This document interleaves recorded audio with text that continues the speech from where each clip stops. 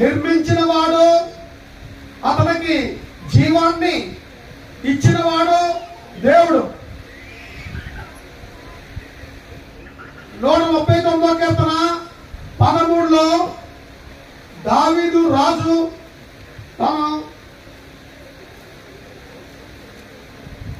ఈ విషయాన్ని తన జన్మ విధానాన్ని గుర్తు చేసుకుంటూ ఉన్నాడు. 113, 139, 13 నా అంతరింద్రియములను, అంతరింద్రియాలు అంటే తెలుసు కదా, లోపల ఉన్న నరాలు కానీ, హార్ట్ కానీ, కిడ్నీస్ కానీ, ఎముకలు కానీ, మొత్తం అంతరింద్రియములు నీవే కలుగజేసినవి. నా తల్లి గర్భమందు నిర్మించిన వాడు నీవే. ఎక్కడ నిర్మించాడు? కుమ్మరుడు ఎక్కడ నిర్మించాడు? కుండని సారి మీద చక్రం మీద తిప్పి మట్టిని తీసి ఆ కుండని కలపడానికి 2 చెక్కలు ఉపయోగించి 2 చేతులతో టక టక టక కొట్టి తయారు చేస్తే కానీ కుండ తయారవుతాం. అలాంటిది మానవుడిని దేవుడు ఉన్నాడు కాబట్టి ఆ దేవుడు నేలమంటితో నన్ను నిర్మాణం చేశాడు. అంత మాత్రమే కాకుండా అంతరింద్రియములను ఆయనే కలుగు చేశాడు. నా తల్లి గర్భమందు నిర్మించిన వాడు నీవే, నా అంతరింద్రియములు కలుగు చేసిన వాడు నీవే. చదవండి. నీవు నన్ను కలుగు చేసిన విధము చూడగా భయమును ఆశ్చర్యమును కలుగుతున్నవే. అందును బట్టి నేను నీకు కృతజ్ఞతాస్తుతులు చెల్లిస్తున్నాను. నీ కార్యములు ఆశ్చర్యములు, దేవుని కార్యములు ఆశ్చర్యములు. ఆ సంగతి నాకు బాగా తెలిసై ఉన్నది. కాబట్టి దావీదు ఈ విధంగా తెలియజేస్తా ఉన్నాడు. మన దావీదు చెప్పిన మాట మనకు కూడా వర్తిస్తుంది. మన అంతరింద్రియములన్నీ కూడా దేవుడే కలుగ చేశాడు. మన తల్లి గర్భమందు నిర్మించిన వాడు దేవుడు. తల్లి గర్భంలో నిర్మాణం చేస్తున్నాడు. తల్లి గర్భంలో తయారైపోతున్నాయి కళ్ళు, ముక్కు, చెవి, నోరు, అవయవాలన్నీ కూడా తల్లి గర్భంలో ఉండగా తయారైపోతున్నాయి. అలాగా తయారు చేస్తున్నాడు ఎవడు? దేవుడు. అంత మాత్రం కాకుండా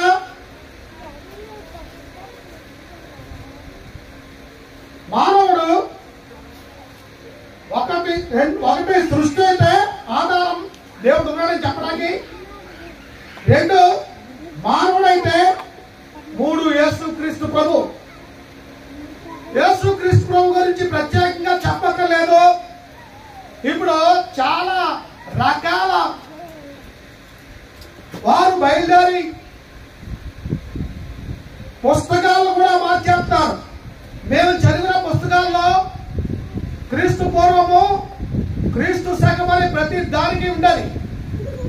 ఇప్పుడు ఇవ్వట్లేదు, ఎందుకంటే క్రీస్తుని పక్కట్టేయాలనే ఉద్దేశం వాళ్ళకి.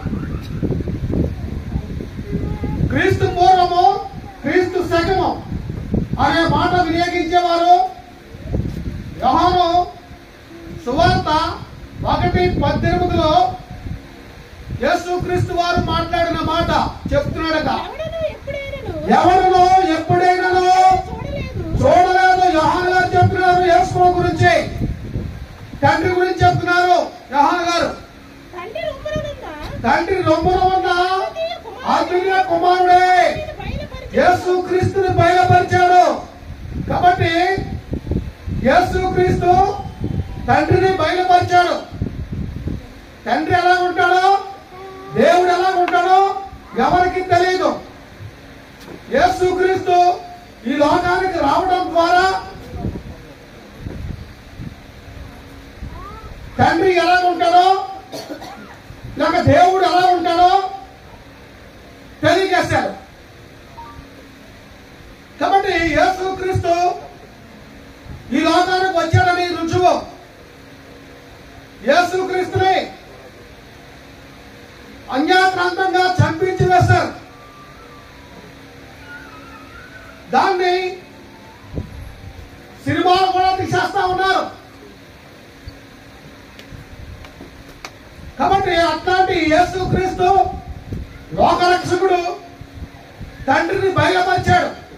తండ్రి ఉన్నాడు, నన్ను పంపినవాడు.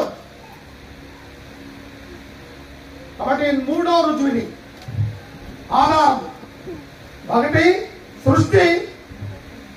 సృష్టిలో మనం అనిపిస్తున్నాం. మనం ఇల్లు కానీ ధనం కానీ వస్తువులు కానీ ఏది చూసినా వాటి గురించి ఆలోచన చేస్తే దేవుడు ఉన్నాడని తెలియజేస్తున్నాడు. అలాగే మానవుడు కూడా దేవుడు ఉన్నాడని తెలియజేస్తున్నాడు. మానవుడు నిర్మాణమే. ఆది మానవుడిని నిర్మించాడు నేల మంటితో. దావీదు రాజు కాలం వచ్చినప్పటికీ అంతరింద్రియం కూడా దేవుడే చేశాడని తెలియజేస్తా ఉన్నాడు. అంటే దేవుడు ఉన్నాడు అని మనిషి కూడా తెలియజేస్తా ఉన్నాడు. అలాగే దేవుడు ఉన్నాడని, నా తండ్రి ఉన్నాడని, ఆయన పంపిస్తే నేను వచ్చానని యేసుక్రీస్తు కూడా తెలియజేస్తా ఉన్నాడు. యేసుక్రీస్తు భూమి మీద రాకముందు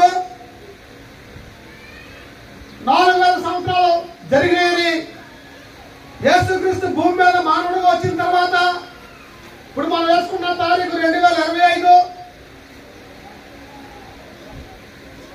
జూన్ నెల ఎంత తారీఖు? 6వ నెల 6 ఈ తారీఖు యేసుక్రీస్తు భూమి మీదకి వచ్చిన తర్వాత ఏర్పడింది. కాబట్టి యేసుక్రీస్తు ఒక రుజువు. వీళ్ళందరి గురించి చెప్పేది ఇంకో రుజువు. సృష్టి గురించి చెప్తుంది, మానవుడి గురించి చెప్తుంది, దేవుడి గురించి చెప్తుంది. ఇదేంటంటే మన చేతిలో ఉన్న పరిశుద్ధ గ్రంథం బైబిల్ గ్రంథం. బైబిల్ గ్రంథం కూడా ఒక రుజువే ఉంది. ఈ బైబిల్ గ్రంథం స్టడీ చేయడం ద్వారా శాస్త్రవేత్తలు కానీ పెద్ద పెద్ద రాజకీయవేత్తలు కానీ ఈ బైబిల్ గ్రంథం చదవడం ద్వారా రాజ్యాంగ చట్టాలు కానీ ఇవన్నీ తయారు చేసే విధానానికి జ్ఞానము సంపాదించారు. మన పెద్దలు గౌరవనీయులు గాంధీ మహాత్ముడి చేతిలో బైబిల్ ఉంది. డాక్టర్ అంబేద్కర్ చేతిలో బైబిల్ ఉంది. ఈ బైబిల్ ఎలాగా వచ్చింది అనే విషయాన్ని చూస్తే 2వ పేతురు 1:20 పేతురు పత్రిక, అపోస్తలుడు పేతురు గారు రాసిన పత్రిక 1వ అధ్యాయం 2వ పత్రిక 1వ అధ్యాయం 20 ఒకడు తన ఊహను బట్టి చెప్పుట వలన ప్రవచనములో లేఖనములో ఏ ప్రవచనములో పుట్టదని మొదట గ్రహించుకోవాలి. మొదట ఏం తెలుసుకోవాలి? ఒకడు ఊహను బట్టి రాసింది కాదు బైబిల్. అది మొట్టమొదటి తెలుసుకోవాలి. బైబిల్ విషయం అర్థం కాక బైబిల్ చూసే చాలా మంది ఏలో కనబడతారు. రకరకాల విధానంతో వారు మాట్లాడతారు. కానీ ఈ పరిశుద్ధ గ్రంథం ఏంటంటే ఊహను బట్టి రాసింది కాదు. చదవండి. మళ్ళీ మమ్మకి గారు నేను ఎక్కడ చెప్పాలా? ప్రవచనము ఎవరును ఎప్పుడు మనుషులు ఎత్తున బట్టి కలగలేదు. ప్రవచనము అంటే జరగబోయే విషయం కానీ దేవుని గురించి కానీ చెప్పే విషయము ఎచ్చను బట్టి అంటే కోరికను బట్టి చెప్పేది కాదు. మనుషుని కోరికను బట్టి చెప్పేది కాదు. తర్వాత మనుషులు పరిశుద్ధాత్మ చేత ప్రేరేపింపబడిన వారై ఎవరు? మనుషులే రాశారు. కానీ రాయించడం ఎవరు? పరిశుద్ధాత్ముడు. పరిశుద్ధాత్ముడు ఎవరని చెప్పాం? దేవుడు. చూస్తాం ఇప్పుడు దేవుడు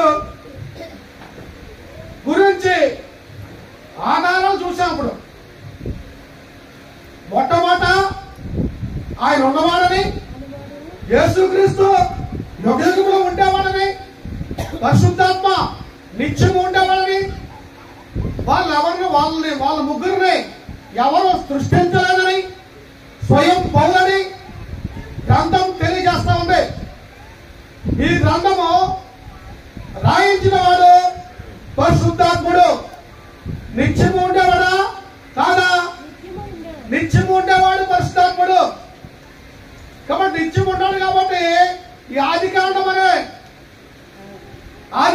గాని, నిర్గమాకాండం గాని, లేవియాకాండం గాని, సంఖ్యాకాండం గాని, ద్వితీయోపదేశం కాండము గాని, ఈ పంచకాండాలు దైవజనుడైన మోషే రాశాడు.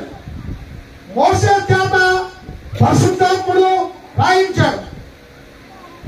మోషే ఎప్పటి వాడు అది కూడా తెలుసుకోవాలి.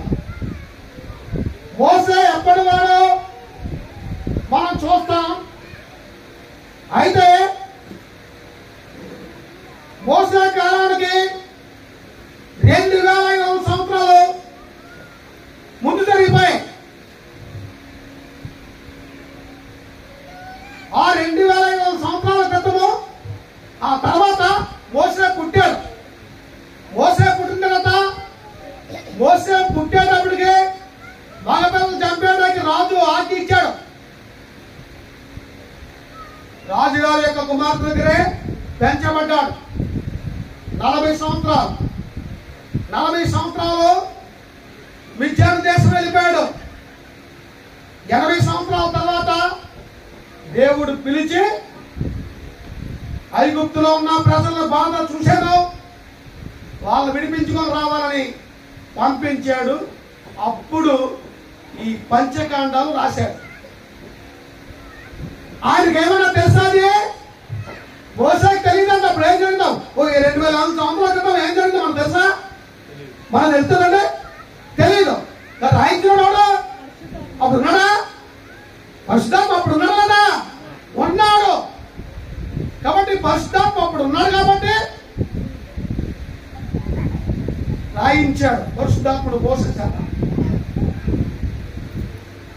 ఇందాక మా మనవరాలు అడుగుతూ ఉన్నారు, మాట్లాడితే సెల్ ఫోన్ చూస్తుంటారు వీళ్ళు. అమ్మమ్మ మీరు చిన్నప్పుడు సెల్ ఫోన్ ఉందా అని, చిన్నప్పుడు సెల్ ఫోన్ ఉందా మీకు అని అడుగుతుంటే నాకు ఎలా ఉంటుందంటే, సెల్ ఫోన్ అంటే తెలియదు బాగు. అంటే వాళ్ళకి ఎలాగుందంటే అప్పటి నుంచి ఉన్నాయనుకుంటారు. లేదు లేదు. అలాగే పూర్వం ఏం జరిగిందో మోషేకి తెలియదు. మోషేకి తెలియజెప్పిన వాడు పరిశుద్ధాత్మ దేవుడు.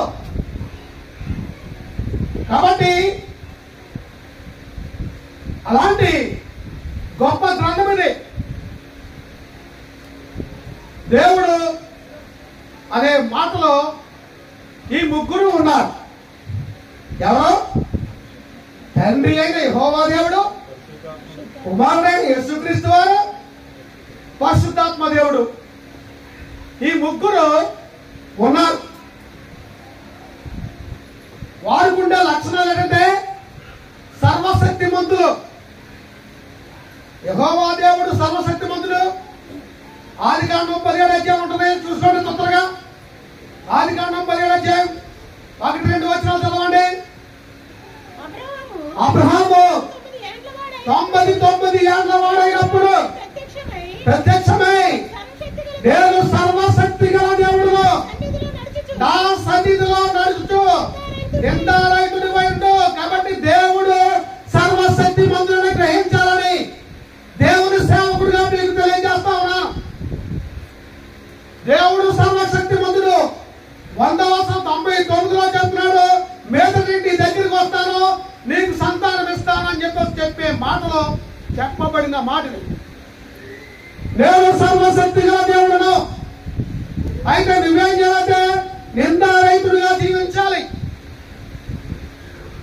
అలాగే దేవుడు సర్వజ్ఞుడు. 139 కీర్తన 2వ వచనం.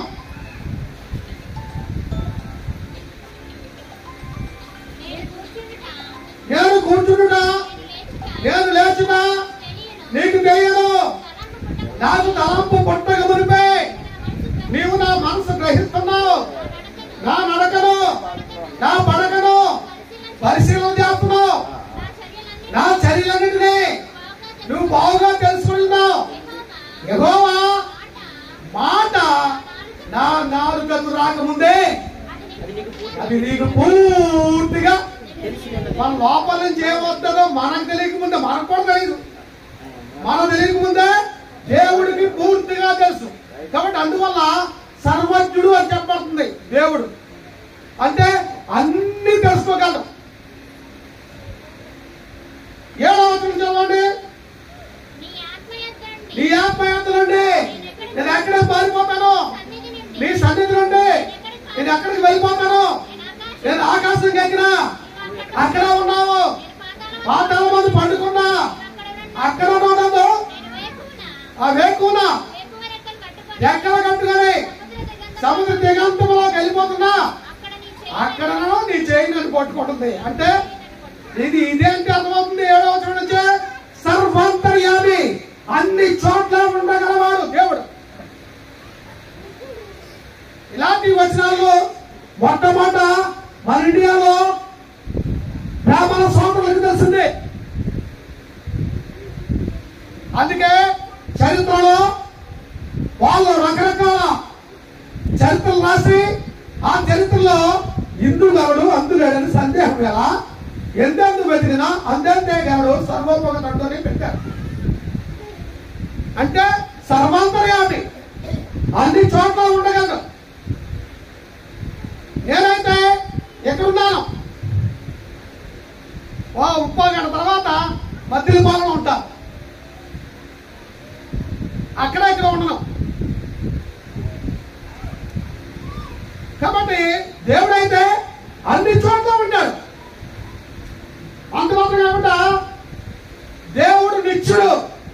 అంటే యెహోవా అనే మాటగా ఉండవాడు అనేవాడు, నిత్యం ఉండేవాడు. దేవుడు అక్షయుడు. 1వ తిమోతి పత్రిక 1:18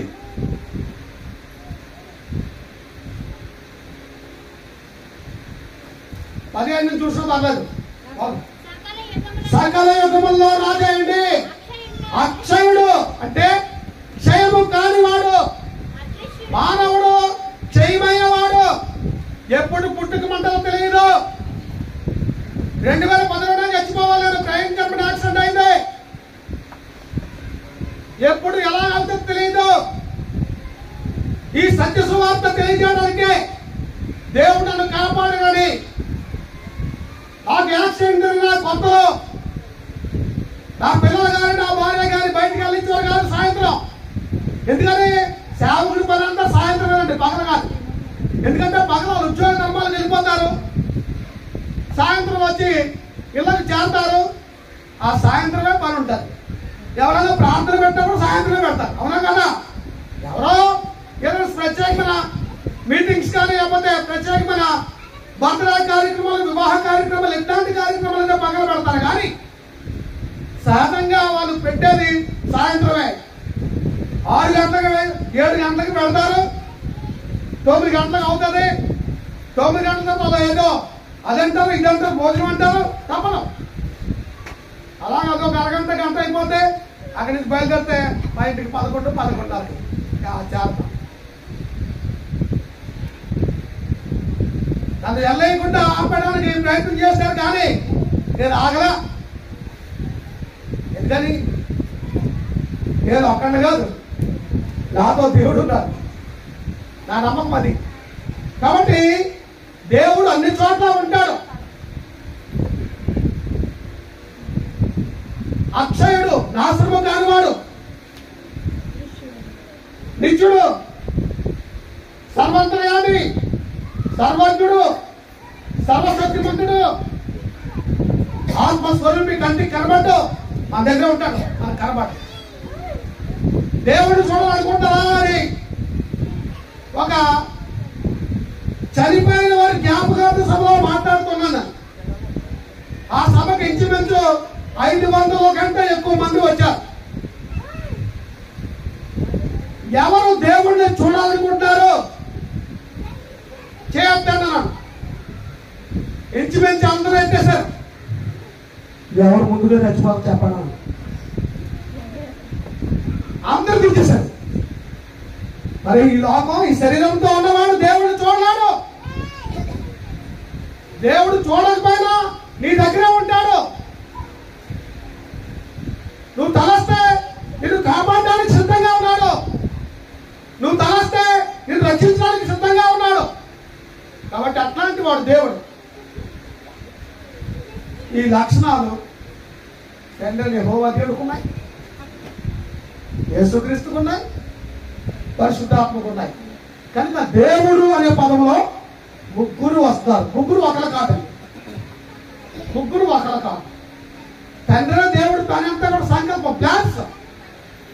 ఆ ప్లాన్ నెరవేర్చడానికి కుమారుడు, నెరవేర్చడానికి కొంచెం కావాలి, కొంచెం శక్తి కావాలి. ఆ శక్తి ఇచ్చేవాడు పరిశుద్ధాత్మ. మీకు అర్థమవుతాకి ఉదాహరణకి అర్థమవుతాకి కరెంట్ బిల్ కట్టమని టైం అయిపోతుంది, ఇవాళ లాస్ట్ కట్టమని మా ఆవిడకి డబ్బులు ఇచ్చా. మా ఆవిడేమో మా పిల్లలకి ఇచ్చి కరెంట్ బిల్ కట్టమని వెళ్ళి కట్టారు. కట్టినోడేమో కుమారుడు,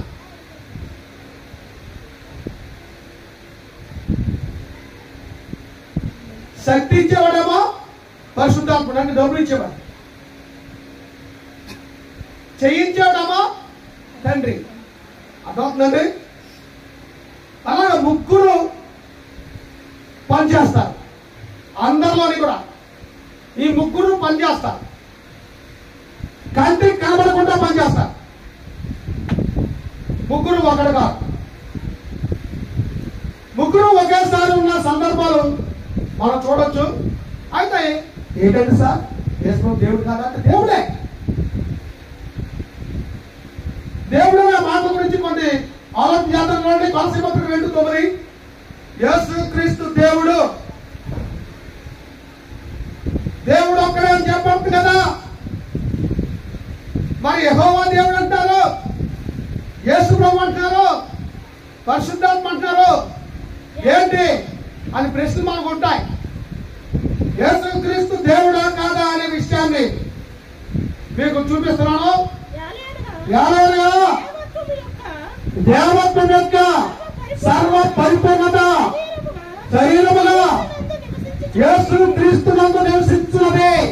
కాబట్టి దేవత్వం యొక్క సర్వ పరిపూర్ణత అంటే దేవుడికి, తండ్రి యెహోవా దేవుడికి ఎన్ని లక్షణాలు ఉన్నాయో అన్ని లక్షణాలు కుమారుడికి ఉన్నాయి. సర్వ పరిపూర్ణతలో విడిచిపెట్టదా, సర్వ పరిపూర్ణత. అలాగే హెబ్రీ పత్రిక 1:3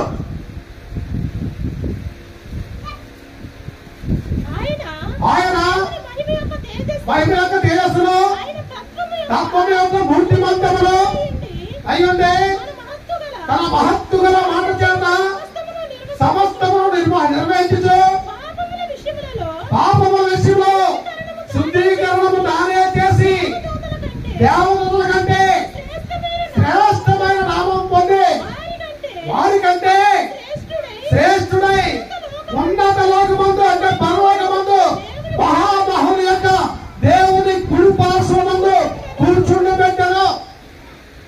కాబట్టి యేసుక్రీస్తు ఇప్పుడు ఎక్కడున్నాడు? దేవుడు కుడి పార్శ్వమున, యెహోవా దేవుడు కుడి పార్శ్వమున ఉన్నాడు, తండ్రి కుడి పార్శ్వమున ఉన్నాడు. 8వ వచనం ఎవరు చూస్తారు? భగవాన్ చదవట్లేదు. అన్ని జనంలో 8వ వచనం కదా, 1:8 అర్థమండి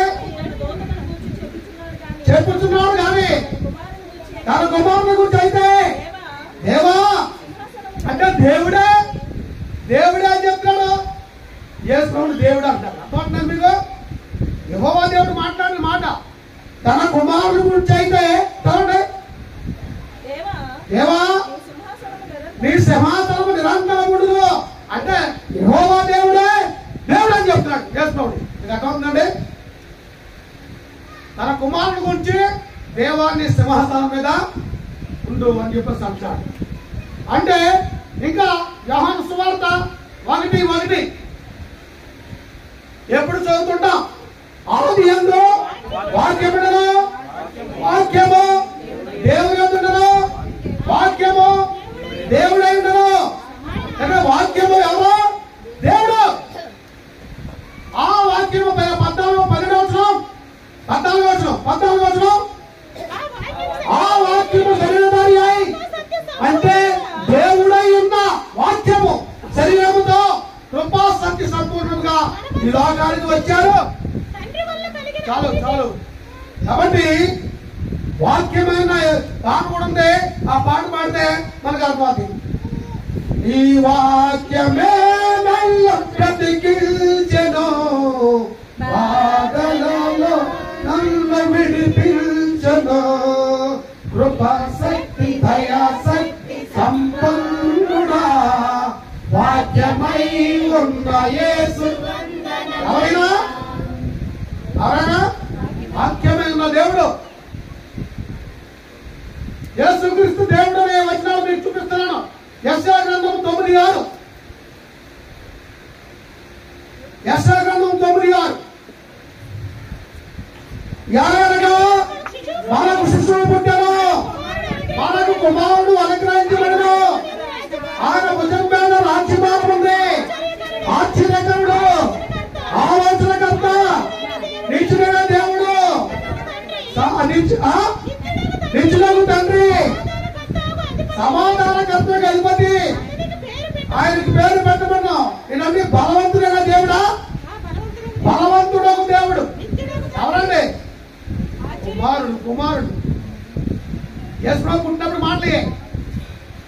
ఏలయనగా మనకు శిశువు పుట్టెను, ఆయన భుజం మీద రాజ్యభారం ఉన్నది, ఆశ్చర్యకరుడు, ఆలోచనకర్త, బలవంతుడైన దేవుడు.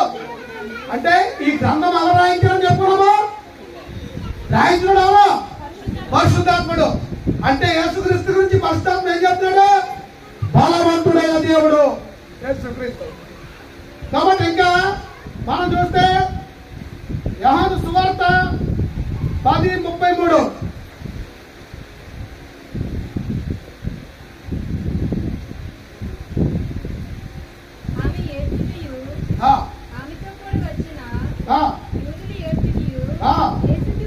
చూసి కలవరపడి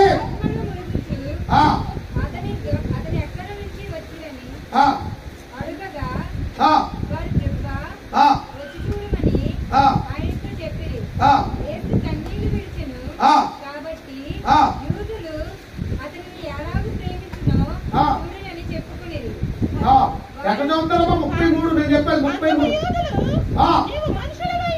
నువ్వు మనుషుడు అయింది, అది నాకు కావాల్సిందే.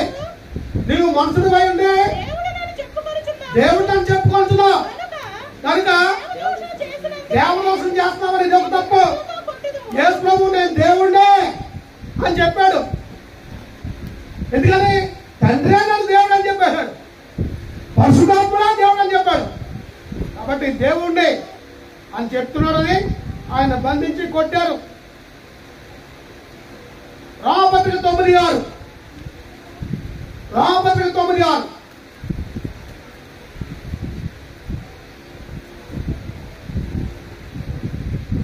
అయితే దేవుని మాట తప్పిపోయినట్టు కాదు, ఇశ్రాయేలు సంబంధులందరూ ఇశ్రాయేలు కారు. ఇశ్రాయేలు సంబంధులందరూ ఎక్కడ 9:6. రామ 9:5. పితరులు వీరు వారు శరీరం బట్టి క్రీస్తు వీరిలో పుట్టిన కానీ ఈయన సర్వాధికారి అయిన దేవుడు. అర్థమవుతుందండి? యేసు క్రీస్తు గురించి వచ్చిన మాటలో సర్వాధికారి అయిన దేవుడు. అలాగే యోహాను సువార్త 5:18.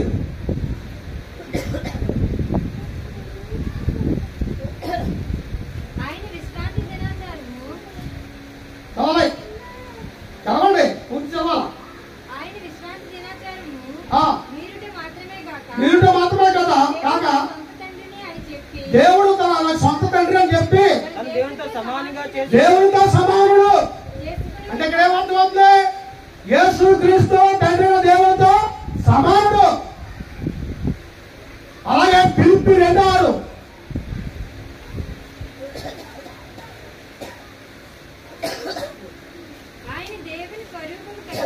దేవుని స్వరూపం గలవాడై ఉండి దేవునితో సమానముగా ఉండడం విడిచిపెట్టకూడదు భాగ్యమని ఎంచుకొనక మనుషుల పోలికలో పుట్టాడు. దేవుడు మనుషుల పోలికలో పుట్టాడు. దేవుడు యేసుక్రీస్తు దేవుడు మనుషుల పోలికలో పుట్టాడు. మనుషుడు కాదు, మనుషుల పోలికలో పుట్టాడు. ఆయన మనిషి కాదు. కాబట్టి మనిషిగా భావించి నేస్తూ వచ్చినట్టు మాట్లాడవచ్చు కానీ నువ్వు లెక్కప్పుడు పోవాల్సిన అవసరం ఉంటుంది. తీతు పత్రిక 2:13 తీతు పత్రిక 2:13 మహాదేవుడును అంటే ఆయన ఎవరు? యేసుక్రీస్తు ఎవరండి? మహాదేవుడు. మహాదేవుడు అని చెప్పండి యేసుక్రీస్తు గురించి. కాబట్టి అపోస్తలుల గారు 20:28 అపోస్తలుల గారు 20:28 దేవుడు ఎవరిచ్చారు స్వరక్తం? యెహోవా దేవుడు ఇచ్చారా? యెహోవా దేవుడికి సరిపోయాడు. ఆత్మస్వరూపమైన పరిశుద్ధాత్మ ఇచ్చారా? ఆయనకి తెలియదు లేదు. మరి ఎవరు?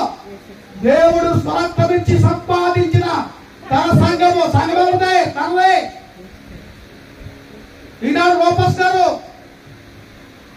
తెలియదని చెప్పు. ఏదో నిజమే, ఏదో దేవుడు నమ్ముకోవడం కదా, ఏదైనా ప్రార్థన చేసుకోవడం కదా, ఏదైనా చదువుకోవడం కదా, ఏది తెలిసిన అన్నమే కదా అనుకొని వాదన చేసి చేసి చేసి సత్యవాక్యాన్ని పరిశీలించు. ఆయన చెప్పాడు యెహోవా వాక్యమును పరిశీలించి తెలుసుకోండి. అది మీకు చెప్పిన వాక్యమే ఆయన పరిశీలించాడు. పరిశీలించేప్పుడు సత్యమైన సంఘంలోకి వచ్చి ఆ సంఘం గురించి అనేక మందికి, నా బంధువులకు కానీ చుట్టూ ఉన్న వాళ్ళకి కానీ ఈ సత్యాన్ని తెలియజేయడం ఉద్దేశంతో ఎంతో ఖర్చు వెచ్చించి ఇక్కడ ఈ మీటింగ్స్ ఫస్ట్ మీటింగ్ ఇదే ఇలా పెట్టించారు. కాబట్టి నీవు నేను గ్రహించవలసిన అవసరం ఉంది. దేవుడు స్వరక్తం నుంచి సంపాదించుకున్న తన సంఘము, తన పేరు పెట్టుకున్న సంఘం. ఇక దేవుడు పరిశుద్ధాత్ముడు చెప్తున్నాడు. దేవుడు పరిశుద్ధాత్ముడు చెప్తున్నాడు. దేవుడు యెహోవా చెప్తున్నాడు. దేవుడు యేసుప్రభువా నేను దేవుడు అన్నాడు. వాక్యమైన దేవుడు దేవుడు అన్నాడు. కాబట్టి యేసుప్రభు దేవుడు కదా. కానీ ఇక్కడ మనం ఒకటో నేర్చుకోవాల్సింది ఏంటంటే యేసుక్రీస్తుని ఆరాధించమని తండ్రి చెప్పలేదు. గమనించండి, ఆరాధన పాత్రుడు యెహోవా దేవుడు మాత్రమే. అర్థమవుతుందండి? గమనించండి, బైబిల్లో పరిశీలించి చెక్ చేసుకోండి.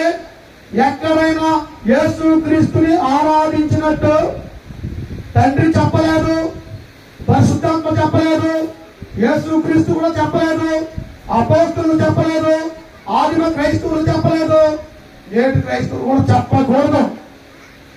ఆరాధనకి పాత్రుడు యెహోవా దేవుడు మాత్రమే. దేవుడు అర్హత ఉంది యేసుప్రభువుకి. అన్ని దేవుడు దేవుడు అని తండ్రి చెప్పాడు, పరిశుద్ధాత్మ చెప్పాడు, సత్యవాక్యం చెప్పింది, పరిశుద్ధాత్మ రాయించిన లేఖనాలన్నీ పరిశీలించాము. కానీ యేసుక్రీస్తుని ఆరాధించమని ఎక్కడ కనబడదు. ఎందుకని?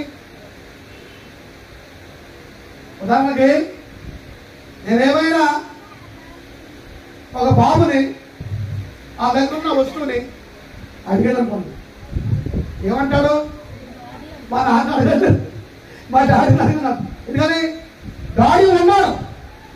డాడీ లేకపోతే డైరెక్ట్ గా చేయొచ్చు.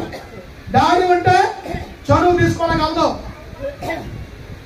మన డాడీ కొంతకాలం ఉంటాడు, ఆయుష్ ముగిస్తే వెళ్ళిపోతాడు. ఆ డాడీ ఎప్పుడు ఉంటాడు. యెహోవా దేవుడు ఎప్పుడు ఉంటాడు. కాబట్టి ఆ డాడీకి మించి వెళ్ళాడు. అర్థమవుతుందండి? ఎందుకని? యెహోవా దేవుడిని ఆరాధించమని యేసుప్రభువు కూడా చెప్పాడు. యోహాను సువార్త 4:24 దేవుడు ఆత్మ కనుక ఆయన ఆరాధించేవారు ఆత్మతో సత్యముతో ఆరాధించాలని యేసువే చెప్పాడు. ఎవరిని ఆరాధించమని చెప్పాడు? తండ్రిని ఆరాధించాలి. కుమారుడు కాదు, పరిశుద్ధాత్మ కాదు. దేవుడిని అధికారాలు కుమారుడికి ఉన్నాయి, పరిశుద్ధాత్మకి ఉన్నాయి. కానీ తండ్రి ఉంటుండగా వారికి ఆరాధించమని ఎక్కడా చెప్పలేదు. కాబట్టి ప్రియమైన దేవుడా, ఈ ముగ్గురు ఉండాలని వచనాలు చూస్తే మనం ముందుకు వెళ్దాం, పాఠంలోకి వెళ్ళిపోదాం. ఆ పాఠం ముగింపులోకి వస్తున్నాం. చదవండి. మనం చదువుకున్న యోహాను సువార్త 14:16. లేకపోతే దానికంటే ముందు మత్తయి సువార్త 3:16. ముగ్గురు వ్యక్తులు ఒకే చోట కనబడుతున్నారు. చూడండి. ఈ లోకంలో ఉన్నవారు బాధలు యెహోవా దేవుడే, యేసుక్రీస్తే పరిశుద్ధాత్ముడు అని చెప్పే బాధలు ఉన్నాయి. ఇక్కడ ముగ్గురు వ్యక్తులు ఇక్కడ చూపెడుతున్నాడు. యేసుక్రీస్తు బాప్తిసం పొందిన వెంటనే నీళ్ళలో నుండి ఒంటిలోకి వచ్చినప్పుడు ఆకాశం తెరబడింది. దేవుడు ఆత్మ పావులాగా వచ్చి ఆయన మీద రాలేరు. అంటే అర్థమంతా, యేసుక్రీస్తు బాప్తిసం పొందాడు. బాప్తిసం పొందినప్పుడు బయటకు వస్తున్నాడు. యోహాను చేత బాప్తిస్మిచ్చి యోహాను చేత యేసుక్రీస్తు లోకంలోకి మనసుగా వచ్చాడు. కాబట్టి మానవుడైన ప్రతి వాడు బాప్తిసం పొందవలసిన అవసరం ఉంది. నీ యజ్ఞయాగాలు, పూజలు, పునస్కారాలు ఎన్నెన్నో చేయొచ్చు. కానీ బాప్తిసం లేకపోతే దేవుని యొక్క చిత్తంలో తండ్రికి బిడ్డగా అంగీకరించబడం. అందుకు మానవుడుగా పుట్టాడు కాబట్టి మానవుడికి మాదిరిగా ఆయన యోహాను చేత బాప్తిసం పొందాడు. దీంట్లోంచి బయటకు వస్తున్నాడు. వెంటనే పౌరులుగా పరిశుద్ధాత్ముడు దిగాడు ఆయన మీద. కాబట్టి పరిశుద్ధాత్ముడు ఏ విధంగానే వస్తాడు. అపోస్తుల మీద జ్వాలగా వచ్చాడు. కాబట్టి పరిశుద్ధాత్ముడు ఏ విధంగా రావడానికి, ఎందుకంటే వాళ్ళు సర్వజ్ఞులు, సర్వంత్రియాము, వాళ్ళకి అధికారాలు ఉన్నాయి. ఎలాగైనా రావచ్చు, ఎవరైనా ఉపయోగించుకోవచ్చు. పౌరులో వచ్చి వాళ్ళు అర్థం వచ్చాడు. చలాలి. ఇదిగో ఈయన నా ప్రియకుమారుడు, ఈయన ఎందుకు ఆనందిస్తున్నాడు. ఆ సత్యవాదే యెహోవా దేవుడి. యెహోవా దేవుడు మాట్లాడుతున్నాడు పై నుండి. ఈయన నా ప్రియకుమారుడు, ఈయన ఎందుకు నేను ఆనందిస్తున్నాను అని శబ్దం వచ్చింది. అంటే ముగ్గురు వ్యక్తులే కదా. యేసుక్రీస్తు మానవుడుగా బాప్తిసం పొందాడు. పరిశుద్ధాత్మ పౌరులలో వచ్చి ఆయన మీద వాడారు. అలాగే తండ్రి దేవుడు ఆకాశం నుండి మాట్లాడుతున్నాడు. ఈయన ప్రియకుమారుడు, ఈయన ఎందుకు నేను ఆనందిస్తున్నాను శబ్దం వచ్చింది. అలాగే 14:16 అండి యేసుక్రీస్తు వారు చెప్తున్నారు. యేసుక్రీస్తు వారు ఈ శిష్యులకి చెప్తున్నారు. నేను ఆగండి, కొంచెం చరిత్ర చెప్పాలి. యేసుక్రీస్తు వారు పరలోకానికి వెళ్ళిపోయే ముందు, శిలువ మరణానికి ముందు వాళ్ళకి కనబడి వాళ్ళ ధైర్యపరుస్తున్నాడు. కలవరపడకండి, నేను తండ్రి వద్దకు వెళ్తాను. ఏ తండ్రి దగ్గర వచ్చానో అక్కడికి వెళ్తున్నాను, కలవరపడకండి అని కంగారు పడుతుంటే, ఆ కంగారు పడి వారికి ఏం చెప్తాడు? నేను తండ్రిని వేడుకుంటాను, తండ్రిని అడుగుతాను. ఏమని చదవండి. మీ వద్ద ఎల్లప్పుడూ ఉండడానికి వేరొక ఆదరణకర్తను, అనగా సత్య స్వరూపమైన ఆత్మను మీకు అనుగ్రహించును. కాబట్టి వేరొక ఆదరణకర్త అంటే సత్య స్వరూపము పరిశుద్ధాత్మ. అర్థమవుతుంది. యేసుక్రీస్తు ప్రభువు చెప్తాడు భూమి మీద ఉండి, నేను తండ్రి దగ్గరికి వెళ్తున్నాను, తండ్రిని అడుగుతాను. తండ్రి ఎవరు దేవుడు మీ వద్ద ఎల్లప్పుడూ ఉండడానికి వేరొక ఆదరణకర్తను పంపించమని చెప్తాను. ఆయన ఎవరు? సత్య స్వరూపము పరిశుద్ధాత్మ. అంటే ముగ్గురు వేరే కదా, ముగ్గురు వ్యక్తులను గ్రంథం చెప్తుంది. ముగ్గురిని కలిపేసి ఒకటని చెప్తారు వీళ్ళు బోధం. అలాగవుతుంది. బైబిల్ ఏం చెప్తుంది? బైబిల్ పరిశోధించారు. మొట్టమొదటిగా చెప్పాడు రూపస్ గారు, లేక రాంబాబు గారు అనే చెప్తారు. ఏమని? యెహోవా గ్రంథమును పరిశీలించండి. పరిశీలించాలి పరిగణలో ఉన్న సంగతులు. కాబట్టి ప్రియమైన దేవుని బిడ్డలారా, ముగ్గురు వ్యక్తులుగా ఉన్నారని ఇంకో వచనం చూస్తే 2 కొరింథీ పత్రిక 13:14 2 కొరింథీ పత్రిక 13:14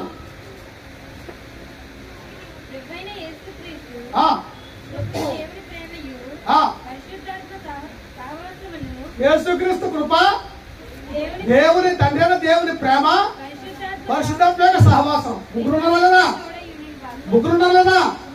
ఉన్నారు. అంటే దేవుడు అనే మాటలో ముగ్గురు వస్తారు.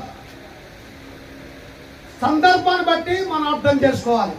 దేవుడు స్వరక్తమిచ్చి సంపాదించిన తన సంఘము అంటే అక్కడ ఏ దేవుడు ఎవరో అని గమనించవలసిన అవసరం ఉంది. యేసుక్రీస్తు అని గమనించవలసిన అవసరం ఉంది.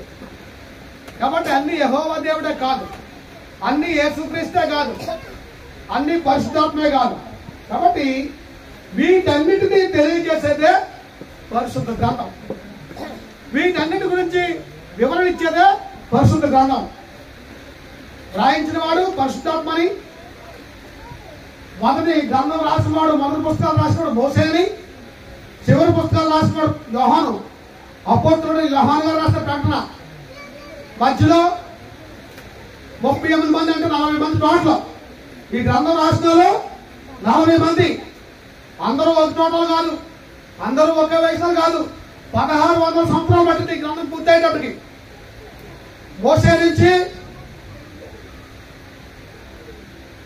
అపోస్తలుడు యోహాను వరకు 1600 సంవత్సరాలు పట్టింది ఈ గ్రంథం పూర్తి చేయడానికి. అత్యంత రోజుల్లో టగ ప్రింట్ చేసేసారు. అత్యంత రాకముందు వాళ్ళు కష్టపడ్డది 1600 సంవత్సరాలు. ఆ 1600 సంవత్సరాలు బట్టి ఆయా ఆకుల మీద కానీ బెడదల మీద కానీ రకరకాల విధాలుగా రాయించిన గ్రంథపు చుట్టలు. యెషయా గ్రంథం ఒక చుట్ట. ఆ చుట్టే యేసుప్రభు ఆరాధనలోకి వెళ్ళినప్పుడు చదివించారు. గ్రంథపు చుట్టలు అలాగుండేవి. అత్యంతం వచ్చిన తర్వాత అన్ని కలిపేసి ప్రింటింగ్ చేసి పరిశుద్ధ గ్రంథం అని పెట్టేశారు. కాబట్టి ప్రియమైన దేవుని పిల్లరా, మొదటి వాడు మోసే అయితే చివరి వాడు అపోస్తలుడు యోహాను. దేవుని పరిపాలన గురించి చూసినట్టయితే నేను చెప్పేది కదా, దేవుని గ్రంథము, దేవుని పరిపాలన స్టార్ట్ చేస్తున్నాను. పరిపాలన గురించి కూడా గొప్పగా మనం చూస్తే, ఎందుకంటే సహోదరులు దేవుని పరిపాలనలో ముగింపు ఎలా ఉంటుందో ఆ విషయాలు తెలియజేస్తా ఉన్నారు, తెలియజేయడానికి సిద్ధంగా ఉన్నారు. దేవుని పరిపాలనలో కుటుంబము యజమానుల్ని ఆ కుటుంబానికి పరిపాలించే వారిగా పెట్టారు. స్టార్టింగ్ లో ఆదాము పాలించుకోవాలా భార్యని అక్కడున్న సృష్టి అంటుంది. ఆదాము ఆ రోజుల్లో సృష్టిలో ఉన్న ప్రతి జంతువుకి పేరు పెట్టినవాడు ఆదామే. మనం పిలుచుకున్న కాకి కానీ, చిలుక కానీ, పులి కానీ, సింహం కానీ, నాగుపాము కానీ ఇవన్నీ పేర్లు పెట్టాడు ఎవరా? ఆదాము అండి. ఆదాము పేర్లు పెట్టాడు. పరిపాలన చేయాల్సిన ఆదాము అవ్వ చేతి కిందకి వెళ్ళిపోయాడు కాబట్టి దెబ్బతీసింది. అవ్వ చెప్పిన మాట విన్నాడు అంటే అదేంటి? శిరస్సు అవ్వ అయిపోయింది. శిరస్సు ఆదాములో ఉండాలి. కానీ ఆదాము అవ్వ మాట విని ఏ దేవుని వనం నుంచి బయటకు వెళ్ళబడ్డాడు. ఎందుకని? దేవుడు చెప్పిన నియమాన్ని అతిక్రమించాడు. కాబట్టి ప్రియమైన దేవుడురా, ఆదాము తర్వాత కొంతకాలం నోవాహు, వీళ్ళిద్దరి మధ్యలో ఉన్న సంవత్సరాలు 1056 సంవత్సరాలు. మీరు కావాలని నోట్ చేసుకోండి. ఆదాము దగ్గర నుంచి నోవాహు వరకు 1056 సంవత్సరాలు అండి. మీరు పుస్తకం ఆదికాండము 5వ అధ్యాయంలో చూస్తే కనబడుతుంది. ఎవరికి పుట్టారో లెక్క వేసుకుంటే ఏది వచ్చేస్తాయి. తర్వాత జలప్రళయం వచ్చింది. నోవాహు 600 ఏట. నోవాహు దగ్గర నుంచి అబ్రహాము వరకు 296 సంవత్సరాలు. 290 నోవహు దగ్గర నుంచి అబ్రహాం వరకు 290. వీరి పరిపాలన కుటుంబ పెద్దలు. యాకోబు కాలంలో ఐగుప్తుకు వెళ్ళారు. ఐగుప్తు వెళ్ళిన తర్వాత ఐగుప్తులో ఇశ్రాయేలు 400 సంవత్సరాలు ఉన్నారు.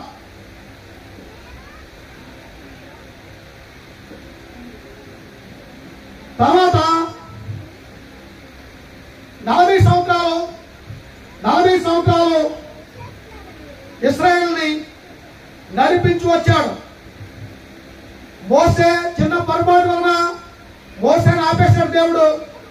యెహోషువకు బాధ్యత చెప్పాడు. యెహోషువ 60 సంవత్సరాల తర్వాత న్యాయాధిపతులు వచ్చారు. న్యాయాధిపతుల్ని ఒక వ్యక్తిని, అంటే మోసే ఈ ప్రపంచంలో ఇశ్రాయేలు అనే ప్రజలు ఎన్నుకొని ఆ ఇశ్రాయేల్ ప్రజలకు నాయకుడిగా మోసేని పెట్టారు. ఆ తర్వాత మోసే తర్వాత యెహోషువను పెట్టారు. యెహోషువ తర్వాత న్యాయాధిపతులు వచ్చారు. ఈ న్యాయాధిపతుల పరిపాలన సుమారు 332 సంవత్సరాలు. ఆ తర్వాత ప్రజలు గవర్నమెంట్ మాకు రాజు కావాలి. సౌలు రాజుని ఏర్పాటు చేశారు. సౌలు రాజు, దావీదు రాజు, సొలొమోను రాజు 340-120 సంవత్సరాలు. తర్వాత 742 సంవత్సరాలు మిగతా విడిపోయిన రాజ్యాలు పరిపాలించాయి. తర్వాత నెబుకద్నెజరుకు కళ చూపెట్టాడు. ఆ కళ ఏంటనేది సహోదరులు తెలియజేస్తారు. 4 రాజ్యాలు వచ్చాయి. కల్దీయ సామ్రాజ్యము, బబులోను, కల్దీయ సామ్రాజ్యాన్ని బబులోను సామ్రాజ్యం అన్నారు. ఆ తర్వాత మాదీయ పారసీక సామ్రాజ్యము, ఆ తర్వాత గ్రీకుల సామ్రాజ్యము, ఆ తర్వాత రోమా సామ్రాజ్యం. ఆ రోమారాజుల కాలంలో యేసుక్రీస్తు ఎలా జన్మించాడో, ఆ యేసుక్రీస్తు ద్వారా సంఘం ఎలాగ ప్రారంభించబడదో సహోదరులు చెప్తారు. నేను అర్జెంట్ ఇంకొక క్లాస్ ఎలా నేను ముగించుకోవడానికి ప్రయత్నం చేస్తున్నాను, అవ్వట్లేదు. కాబట్టి గమనించండి, లేట్గా ప్రారంభించారు కాబట్టి 45 నిమిషాలు నేను చెప్పగలిగాను. అందరికీ వందనాలు. అధ్యక్షులు వారికి వందనాలు చెప్తూ నేను ముగిస్తున్నాను. దేవుని చిత్తమైతే రేపు ఈరోజు సంఘ స్థాపన గురించి సోదరులు చెప్తారు. ఆ తర్వాత రేపు సంఘంలో ఎంటర్ అవ్వడానికి సంఘ సభ్యత్వం గురించి చెప్పాలా. అలాగే ఆ సంఘం యొక్క ఆరాధన 2వ మీటింగ్లో చెప్పాలి. రేపు 3 మీటింగ్లు ఉన్నాయి. 3 మీటింగ్లో ఒకటి ఇప్పుడు సంఘ స్థాపన. ఇప్పుడు ఏంటంటే నేను చెప్పింది దేవుని గ్రంథము, దేవుని పరిపాలన టచ్ చేశాను. దేవుడు తాను ఎవరికి రాజ్యం అనుగ్రహించి నిశ్చయించడం వాడే రాజ్యం పొందుతానని నెబుకద్నెజరుకు తెలియజేశాడు. ఆ తెలియజేసిన మాటలు టచ్ చేస్తూ సంఘం గురించి సోదరులు తెలియజేస్తారు. ఆ తర్వాత రేపు సంఘ సభ్యత్వం ఎలాగవుతుంది అనే విషయం మొదటి క్లాస్ అవుతుంది. తర్వాత 2వ క్లాసు ఆ సంఘం యొక్క ఆరాధన ఏంటి అనే విషయాన్ని తెలియజేయడం జరుగుతుంది. ఓపిక ఉన్నందుకు మనం